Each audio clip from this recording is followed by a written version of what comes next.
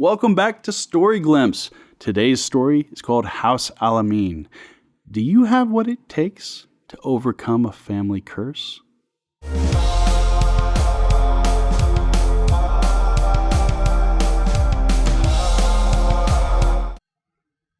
Hello there, Weston Kincade here, bestselling horror and mystery author. If you'd like to read more of my books, the links are below. If you wouldn't mind, we'd love it if you click the link, like, subscribe, and hit the bell. That way you can find out about upcoming episodes. Today's story is called House Al-Amin, Part 1. Let's get started.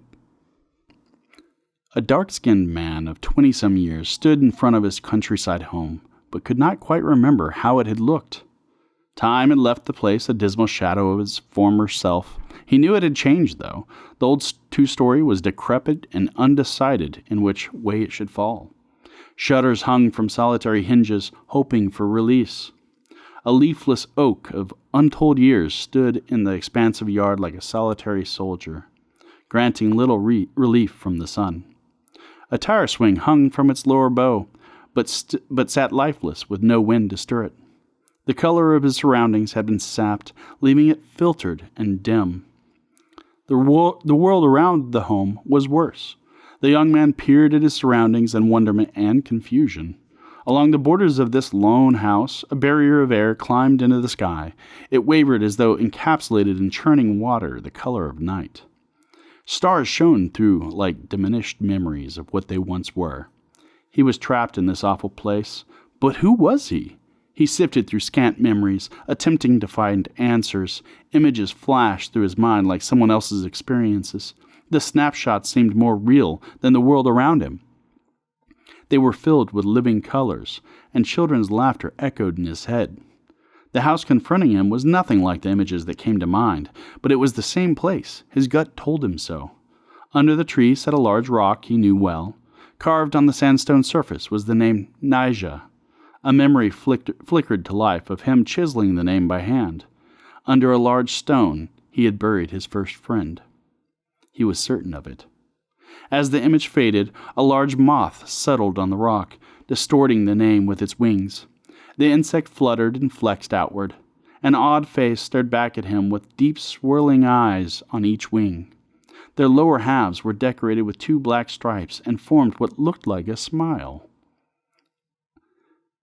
"Assalamu alaikum, Ihsan," rasped a small voice. "Wa alaikum assalam," he replied, looking around for the voice's source. It seemed to come from the tree. He scanned it, but found nothing in the limbs. The voice replied, "Down here, young man." His eyes settled on the large moth. The lines creasing the lower wings moved unlike any creature he knew, and the insect's antennae twitched like anxious eyebrows. The overall effect was a face any mother would have smothered at birth. "Never seen a moth ifrit, have you? Not surprising considering how well your family fared without you." "No," he replied with a shake of his head. His dark curls bounced over his shoulders. "Was this my fault? And who is Hassan?" "You are, of course. But I'm sure you wouldn't know that. As to the other question, fault is a bit tricky. Many would say that you are to blame, but we all must live with our decisions." "What do you mean? Why wouldn't I know my name? What decisions?" "Because the past is gone and the future is clouded. What's done is done. What matters is the present. Whether you survive the day, or even this afternoon, is up to you." Hassan's head swam in a sea of confusion. Shaking it off, he shouted, "But why? What did I do to deserve this?" "You chose this path. It's of your own making. Look at your hand." On his palm, a symbol of an eye was tattooed in black. 5 more orbs caressed the tip of each finger, and a 6th peeked from beneath his shirt sleeve. The thought of branding himself was revolting, and his lips curled back in disgust. What could have made me brand myself? "It's your sign, the mark of Hassan, and the only of its kind. It is the sign of your trade." "What trade? And who are you?" he shouted in frustration.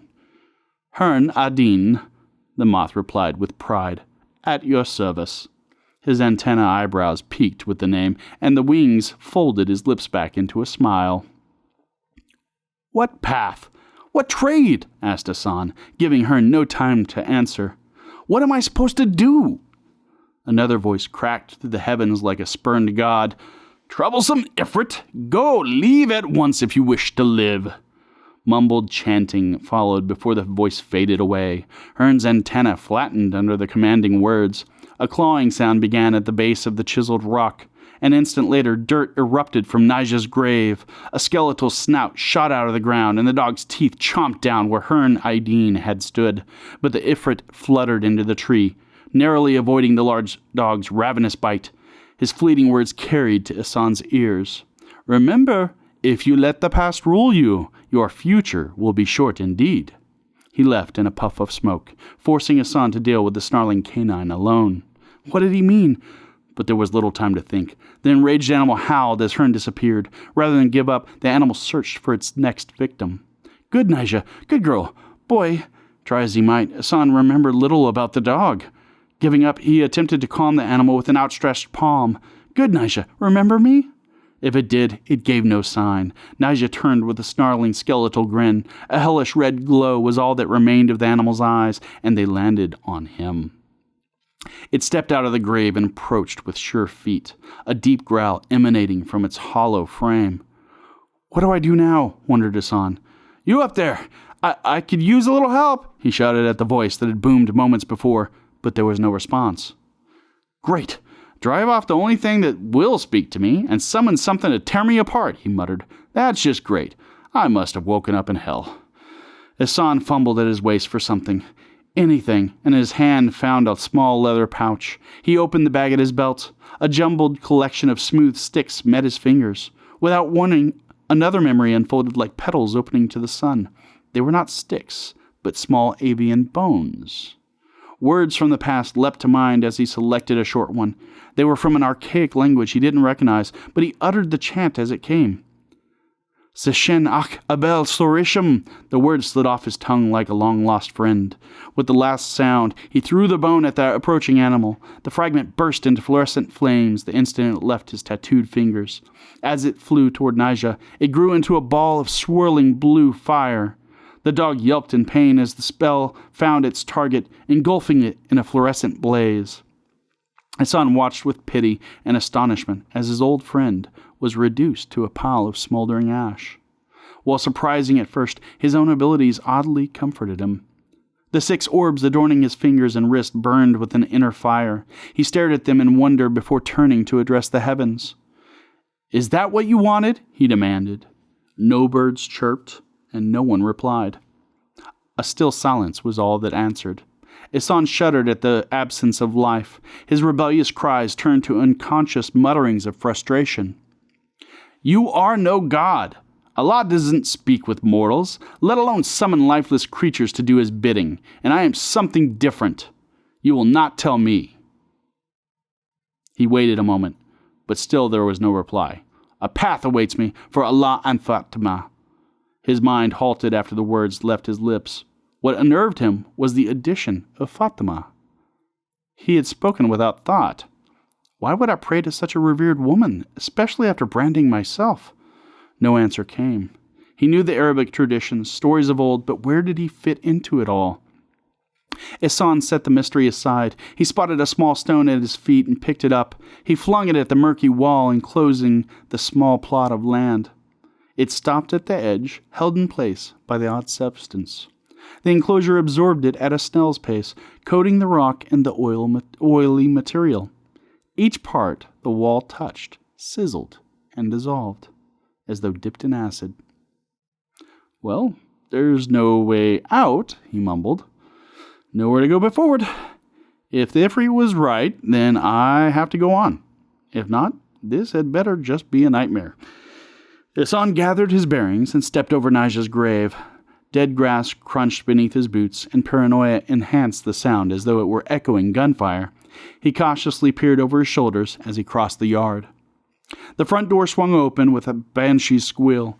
Flaking plaster and skeletal walls lined the entryway. A barren hallway coursed through the center of the house and around deteriorating stairs. Rays of light filtered through gaps in the roof, spotlighting rotting floorboards, but little else. The windows were curtained and boarded up, but some light seeped in. Footprints were visible in lit portions of the dusty floor. A pair of small prints led into the room to his left. Guttural sounds emanated through the cracked door, along with a rhythmic shink, shink, shink. It was as though someone were sharpening a blade with belted leather. Hassan tiptoed up to the cracked door and peeked in. The roof had collapsed, and the rubble was strewn everywhere. A small boy, no older than 8, wavered in the center of the room under an open sky. A yellowed shirt and jean shorts hung in tatters, exposing his body to the world. Rays of light illuminated decomposing skin stretched around exposed ribs.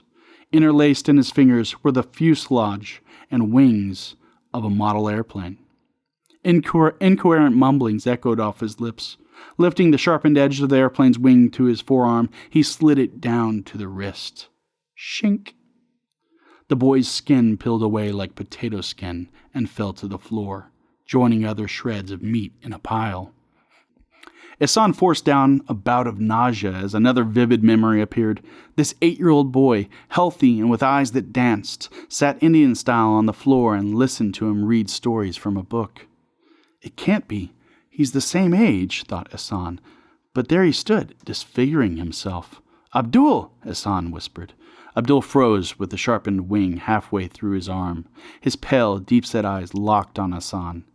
Hassan, you dog, he shouted, carving the rest of the skin from his arm in one motion. Shink. He stooped down and picked up the strip. I was going to feed this to Naija, but she isn't around. Here, fit for a dog. Abdul flung the peeled skin across the room. It landed at the foot of the doorway. Maggots wriggled in the exposed flesh. What happened to you? What happened to me? Abdul mocked. You left while the soldiers were coming. Father wanted you to fight for Allah, but you ran. Don't you remember? Who do you think Father looked to when you vanished?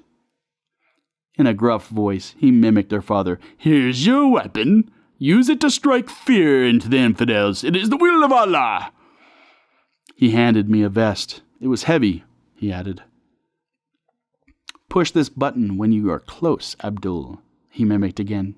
Your brother ran rather than serve Allah, but it's God's will that you serve him. You are the servant of the Reckoner. You will not fail him or me, will you? Not like your brother. I didn't run, Hassan, Abdul stated in his childish voice. I fought like the sword of Allah, but still I failed. 50 feet away, and the building beside me exploded. I was trapped, but I didn't run. You left us, mother, father, you left me. Abdul leapt across the room with a blood-curdling scream, his model plane held high in his hand. You dog! Hassan leapt back into the hallway. His hand went to his pouch without thought, but no words came to mind. Abdul threw open the door and pounced on his older brother like a ravenous animal, biting into his shoulder. Hassan grabbed his younger brother's arm as it came down, but his strength was unnatural. The fight took all of Hassan's attention. As Abdul's teeth tore into his shoulder, he screamed. Fire coursed through his veins while his attacker slurped the blood seeping from his wound. Summoning all his strength, Hassan flung the boy through the doorway. His frail body flew through the room and hit the opposing wall with a large thud. The plaster caved in, and the house shifted under the impact. The wooden structure creaked above, threatening to collapse. Memories of his bearded father flooded Hassan's mind, shouting and screaming, grabbing the nearest plank of wood and wielding it as a club. Hassan, huddling in the closet, crying after his father, bludgeoned him in a fit of rage. This was what he left Abdul to endure. Abdul Mosai, I'm sorry. Salty tears clouded Hassan's vision. What remained of his brother unfolded itself from the floor and stood up. Sorry won't cut it, brother, Abdul rasped. He sped toward Hassan with the sharpened wing bared. Seeing Abdul's approach through flooded eyes, Hassan shuffled backward and fumbled at his waist. He gripped another bone, and his palm grew heated. Words tumbled into his mind. Tears streamed down his cheeks while he chanted, Aklatur Baru Fatun Es Mundo. The small bone shot out of his hand and into Abdul's stomach. A loud pop resounded in the room. Abdul changed course and flew through the wall. His small body landed in a bloody heap a few feet from the acid barrier. Hassan stepped up to the hole in the wall and wiped the tears from his eyes. It had to be done, he thought, but he wasn't convinced. A shrill voice pierced his sadness. Hassan! He spun in place. An elderly woman shambled through the doorway and emerged into the lit room. Her face was pale and rotting like Abdul's, while clumps of hair remained on her scalp. But her pale eyes held recognition.